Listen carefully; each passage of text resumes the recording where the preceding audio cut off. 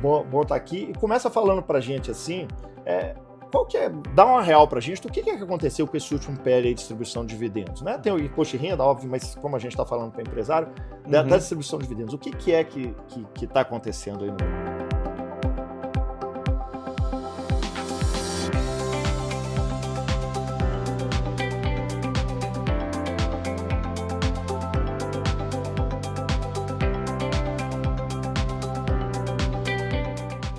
Olá, tudo bem? Hoje eu vou bater um papo com o Daniel Pimenta. Daniel é tributarista, parceiro nosso aqui do escritório já há algum tempo. A gente tem feito algumas mexidas juntos aí. E eu queria trazer para vocês um pouco sobre essa história da reforma tributária. Especificamente um pouco sobre esse último PL que fala sobre distribuição de dividendos e que está trazendo tanta perturbação mental para os nossos clientes, para os clientes deles certamente também. Daniel, cara, em primeiro lugar, obrigado. Obrigado. Bom estar aqui. E começa falando para a gente assim, qual que é, dá uma real para a gente do que é que aconteceu com esse último PL aí de distribuição de dividendos, né? Tem o imposto de renda, óbvio, mas como a gente está falando para empresário, da distribuição de dividendos, o que é que está acontecendo aí no meio? Então, cara, o que a gente tem, né? O PL da tributação sobre dividendos, ele traz, na verdade, uma questão muito mais ampla de nova tributação do imposto de renda sobre as rendas das pessoas físicas. Né? Eu gosto de falar que o PL sobre a tributação sobre dividendos é uma pequena parte daquilo que agora se põe, que agora a gente tem a tributação das grandes rendas. Ou seja, todas as pessoas físicas que receberem mais de 50 mil reais por mês, elas vão ter uma tributação que vai chegar até um adicional de 10% quando passa de 1.200.000 reais por ano, né? E em relação à tributação sobre os dividendos, ela é tão somente a retenção de 10% que vai ocorrer na fonte, nas empresas, quando distribuem rendimentos acima desse valor. Então, quando a discussão ela vem, nossa, agora a gente vai ter uma tributação sobre os dividendos, não só sobre os dividendos, mas sim também sobre altas rendas, que é um grande projeto que a gente verifica de anos, né, de mas adequação da carga tributária para uma justiça fiscal um pouco mais adequada no nosso Brasil. Até um dos últimos assuntos que eu quero falar é sobre essa questão de justiça fiscal, porque eu acho que isso tem nome, número e turma, mas isso a gente fala.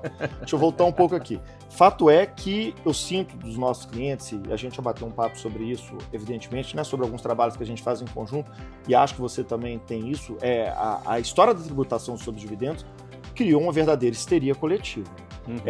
Virou uma corrida para soluções, muitas vezes até mirabolantes. Tem soluções que, pelo que eu entendo, são até ok, que dá para fazer, tem coisas que são mirabolantes a esse respeito. O que você vê disso daí? O que você tem visto de coisas mais normais e coisas um pouco bizarras que você tem visto aí? É verdade, todo mundo muito assustado, né? Porque desde 95 a gente não tinha tributação sobre os dividendos, né? E lá em 95, quando essa legislação ela foi aprovada e que ela isentou a tributação sobre dividendos para que o capital externo viesse para o Brasil, a gente tinha uma figura muito clássica no Brasil, que era o que a gente chama de DDL, a distribuição disfarçada dos lucros, né? Então, lá atrás, para que não houvesse a tributação dos dividendos, havia os pagamentos feitos por dentro da empresa e tudo mais, e dessa forma travestindo que seriam, na verdade, a distribuição de dividendos. O que aconteceu nisso agora, né? Agora parece que recrudesceu isso tudo, a gente voltou aí 30 anos, né, para trás, porque tem gente sugerindo a mesma coisa. Tem gente sugerindo, não, vamos começar aí a fazer uma distribuição disfarçada de lucros. Não é bem assim que a gente tem que fazer. A gente tem que conviver com o novo sistema. E a gente tem, sim, como mitigar os efeitos? Sim, através de algumas estruturas jurídicas, através de estruturas financeiras, através de estrutura, até mesmo de organização patrimonial das pessoas, das famílias das pessoas. Só que hoje em dia tem sido muita aquela moda, não, cria-se a holding e distribui dinheiro para a holding. Alguma hora o dinheiro vai ter que chegar na pessoa física. Tudo bem, a holding ela não vai pagar a tributação diretamente, mas e no momento que for passar para a pessoa física? Você vai começar a enxertar muitas despesas ali na holding que não tem nada a ver com ela, você vai começar a pagar a escola do filho dentro da empresa, você vai começar a pagar a academia dentro da empresa.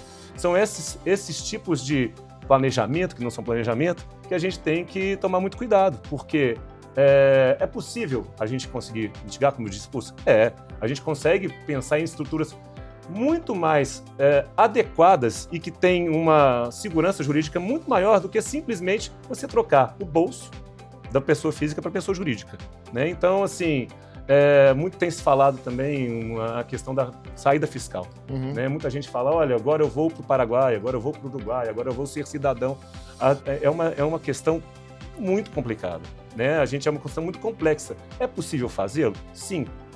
É benéfico fazê-lo? Muitas das vezes sim, mas todo caso é um caso em que a gente tem que buscar uma saída fiscal para reduzir, para mitigar esses efeitos da tributação dos dividendos. Dependendo da situação, não. Em eventuais situações, a legislação até mesmo prevê, quando você pega os dividendos e manda para fora do Brasil, você vai ter também os 10% a mais. Então, na verdade, a gente tem que trazer uma forma que, sim, eventualmente, para determinadas pessoas que têm investimentos fora do Brasil e que já têm uma predisposição em, eventualmente, sair do Brasil para montar uma vida lá fora, vai valer a pena. E sim, você vai ter alguns benefícios. Entretanto, a gente tem que pensar, os benefícios são de curto ou longo prazo.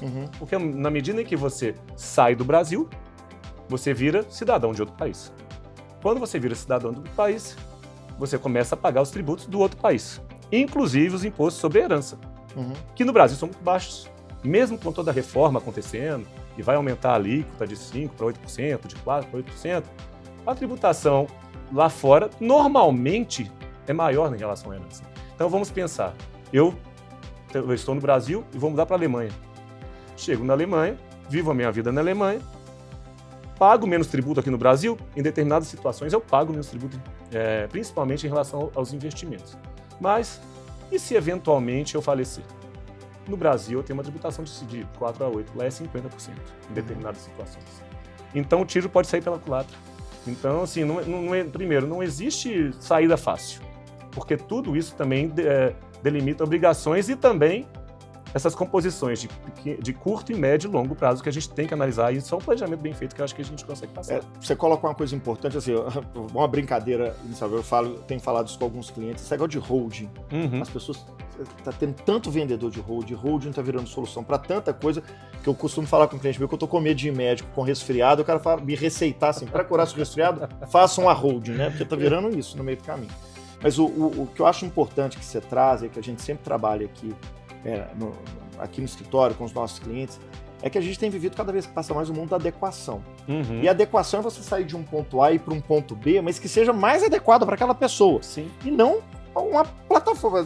A fórmula que se aplica para uma pessoa não necessariamente a mesma que se aplica para outra pessoa. Então, assim, acho que tem que compreender bastante a realidade, cada uma das realidades, para poder planejar, seja do aspecto tributário, seja do aspecto societário, seja do aspecto de planejamento, etc. Planejar o que vai fazer, não é? Eu acho que é isso que você está trazendo um pouco, não é? Exatamente, né? A gente fala o seguinte, há quantos anos a gente ouve falar de holding? Né? Há quantos anos isso é novidade no Brasil? Isso não é mais novidade no Brasil. A holding ela foi criada principalmente com o objetivo de reorganização patrimonial, né, das participações, e depois a gente começa com uma reorganização societária, de governança, uma reorganização patrimonial. Todo esse movimento, ele sim foi importante em determinado momento, mas hoje em dia a gente tem outros instrumentos, a gente tem inclusive uma outra percepção jurídica do mundo jurídico sobre. Então, como quando se pensava lá atrás, não, a holding ela vai vir para que a gente conseguisse finalmente ter aquela segregação do patrimônio da pessoa física e da pessoa jurídica, né? Então, durante muito tempo houve essa percepção de que a gente conseguiria fazer, né, a famosa segregação que a gente poderia fazer. Por quê? É isso que a legislação até define, né? São pessoas com personalidades jurídicas distintas. Só que a gente verifica que isso, com o desenvolvimento da jurisprudência, das relações comerciais, isso também foi mudando. Aquilo que dava certo lá atrás, hoje não dá certo por uma série de outros motivos. O mundo é muito mais dinâmico, ele tem muito mais transparência do que tinha antes, e por conta disso a gente tem que buscar soluções que são personalizadas, adequadas para cada momento. Então eu posso dizer o seguinte, não existe solução de prateleira. A gente não está comprando uma holding, a gente não está comprando uma empresa fora do Brasil, uma offshore ou um trust. Não é dessa forma que a gente vai falar. Na verdade qual que é o seu objetivo? O seu objetivo é fazer uma organização patrimonial familiar, né? Fazer uma organização de decisão, antecipar os efeitos de uma sucessão. Ótimo, o driver é esse, as consequências jurídicas e tributárias são essas. Existem formas da gente ter, ou pelo menos diferir essa obrigação, a gente pode buscar. Mas eu gosto sempre de falar, eu sempre brinco com você também, que falando que aquele velho ditado que se fala que tem duas coisas no mundo que não são, que sempre vão ocorrer. É a morte e pagar tributo. Então, assim, a gente tem que entender o seguinte, todas essas saídas, elas vão poder eventualmente mitigar, mas a gente vai ter que saber que em algum momento vai ter uma carga tributária que vai ter que ser adequada. E por isso que a gente tem que se acostumar agora com a figura dos 10% a mais, porque ele vem para ficar. Né? A tributação das altas rendas, ela vem, como a gente estava falando inicialmente, da questão da justiça fiscal, ela vem para tentar cobrir uma justiça fiscal. Mas é como no Brasil a gente sabe, né? Quando você cobre a pé e você descobre o rosto. Então é mais ou menos isso que aconteceu. A gente está tendo hoje um aumento muito grande da carga tributária, com uma retribuição que a gente sabe que não é perfeita no Brasil, e é que a gente tem que buscar, né, as medidas adequadas para que a gente sofra o mínimo possível. E você falou que a gente está voltando a 95, só que a gente está voltando a uma outra situação com relação aos fiscalizadores da história, ao Estado. O Estado, em 95, não tinha a tecnologia que ele tem hoje para poder olhar. Então, assim, me assusta muito quando você traz uma experiência sua de que as pessoas agora, neste momento, estão voltando a fórmulas lá de trás, as pessoas esquecendo que o Estado é muito mais inteligente, o Estado é muito mais vigilante, o Estado tem muito mais acesso a tudo. Ou seja, é um potencial conflito, um potencial problema que muitas vezes o mau planejamento cria para essas pessoas que vão colher ali na frente. Né? Você está perfeito. Assim, quando a gente analisa toda a reforma tributária, ela é uma reforma que tenta modernizar o sistema. Então, o que a gente tem? Por exemplo, não é o caso do Imposto de Renda e Contribuição, mas a gente vai ter o caso da IBS e do CBS, Split Payment, que vai vir daqui a 2 anos. Na hora que isso chegar, na hora que a pessoa jurídica ou física que for o contribuinte receber um valor de uma venda de serviço ou de produto, um valor que cabe ao Estado já vai diretamente para ele. Quando que se imaginou isso? Né, que dentro de um sistema financeiro bancário, você já separa o valor que vai para o governo e você vai receber somente o valor que a ti é cabível. Então a gente tem essa novidade que a tecnologia nos trouxe, e ela também traz todas essas questões do controle, como você mesmo dispôs. Eu costumo dizer que em uma situação lá atrás, né, lá no escritório, contornos de casos antigos, a gente fala o seguinte, olha, nessa situação aqui, a gente não conseguiu, há 20 anos atrás, buscar os bens de um cliente, mas hoje eu consigo buscar, e se eu, pessoa física, consigo, ou eu, escritório, consigo buscar bens, imagina o governo que tem, né, que tem a gestão toda de informações. Agora, uma nota que também precisa ser feita é o seguinte, né, que você colocou, eu entendo perfeitamente a justiça social, os empresários, todos com os quais eu lido, imagino você também, até gostam da ideia de justiça social, é um erro imaginar que o empresário não quer isso, mas evidentemente ele quer a retribuição do imposto de uma forma correta, o que a gente não consegue enxergar na maior parte do Brasil. Mas assim, o aumento da carga tributária está presente. Sim. E a gente sabe que esse aumento é para financiar coisas, é para financiar uma máquina pública absolutamente inchada e que não entrega resultado. Parece-me que seria responsável do governo também racionalizar o imposto, e tem uma simplificação que é importante, mas ao mesmo tempo reduzir a sua capacidade irresponsável de gasto. Né, que hoje a gente vê, cada vez que passa mais, a gente precisa de uma reforma administrativa, no mínimo, para poder fazer frente a isso. E aí os empresários ficam revoltados porque o governo é o nosso maior sócio em todos os momentos. Né? Exatamente. E engraçado você ter falado isso, porque a reforma tributária, apesar de ser um projeto que passou a toque de caixa, né, ele vem sendo discutido há mais de décadas.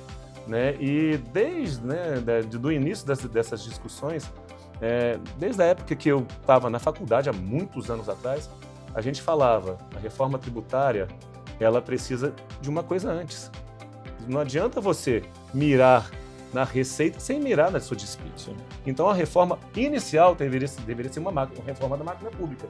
Ela tenta ser feita, a gente tem reformas da Previdência, né? Que é o que hoje em dia que antes demoravam de 20 em 20 anos, depois de 10 em 10, agora de 5 em 5. Daqui a pouco, de ano a ano, vai ter uma reforma da Previdência, porque a máquina não consegue pagar os funcionários. Mas ela tem uma máquina inchada, que essa é muito difícil, porque tem todos os movimentos que a gente conhece e a gente sabe que é tão complicado, mas, eu sempre falava, dentro do direito financeiro, né, inicialmente era necessário você reduzir despesa para saber o quanto que você precisa arrecadar. Mas, na verdade, não. Eu arrecado mais para depois saber o que eu vou gastar. Isso é a lógica que nunca vai dar certo. Exatamente. Mas e a gente em relação a isso? Como é que a gente vai se propor? Como é que a gente vai se propor, né, dentro do mercado? A gente tem que ver a melhor saída, né, a saída, inclusive, mais justa para aquilo que a gente se propõe. A gente sabe, né? Eu estava conversando com um cliente exatamente essa questão da justiça social. Ele chegou para mim e falou assim: Daniel, eu não ligaria de pagar 70%, 80% do meu dinheiro se a gente tivesse uma justiça social adequada. 20% já ia ser ótimo. Imagina uma lucratividade de 20% num negócio. Quem tem isso hoje? Mas do jeito que a gente tem, a gente não tem uma retribuição. Realmente não temos uma retribuição. Por isso a gente tem que, dentro da nossa atividade, entender os dois lados. Eu sempre falo o seguinte também. Todo mundo me pergunta: Daniel, mas você é um tributarista, defende as empresas e você não é contra o tributo? Eu falei: não sou contra o tributo. Eu sou contra a forma com que ele é utilizado. Eu sou contra os exageros. Eu sou contra não vou nem falar ameaças, mas eu sou contra a perseguição para quem realmente produz no Brasil. Exato. Então é isso que tem acontecido. Né? E a arma disso é o planejamento. E a arma disso é o planejamento. Por quê? Não adianta a gente ficar parado enxergando o mundo passar na nossa frente. Né? Então, assim, vamos lá. Eu estava até vendo, né, essa questão que surgiu há pouco tempo, essas questões das profissões que estão acabando. Né? Então, se você imagina, eu fazia manutenção de máquina de escrever. Uhum. Se eu não me mexi, para que eu virei hoje? Uhum. Né? Eu não sou um nada. Então, assim, as empresas elas têm que planejar. E sem fazer um planejamento adequado, sem fazer um planejamento personalizado e com a técnica correta, com pessoas e profissionais adequados que estejam por trás, tem tudo para dar menos certo. Né? É isso aí. Bom, gente, a gente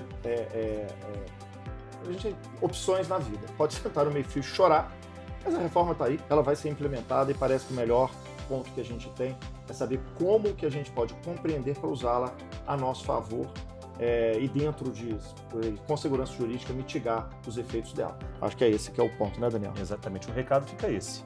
Né? A gente tem que se mover. Né? A gente tem que se mover para ir se preparar, né, da melhor forma para que a gente consiga, né, dentro de uma segurança jurídica, obter o melhor resultado. Né? É isso que a gente pensa. Beleza. Tá bom. Fica aí um pouco do nosso recado. Evidentemente, é muito novo, e como tudo no tributário, você precisa de ter um tempo de maturação, de estudo, né? Vamos voltar a conversar sobre isso daí logo, né? Eu tenho um prazer para mim é apaixonante esse tema, né? E eu, além de trabalhar o dia inteiro e sempre com os clientes eu falo em relação a essa questão, também é muito bom a gente discutir e tirar as dúvidas, e tirar esse sentimento de dúvida, esse sentimento de medo, esse medo que as pessoas têm do novo. O novo vem, mas a gente tem que se adequar a isso. Beleza. Cara, obrigado, viu? Obrigadão, tá? Até a próxima. Até mais, gente.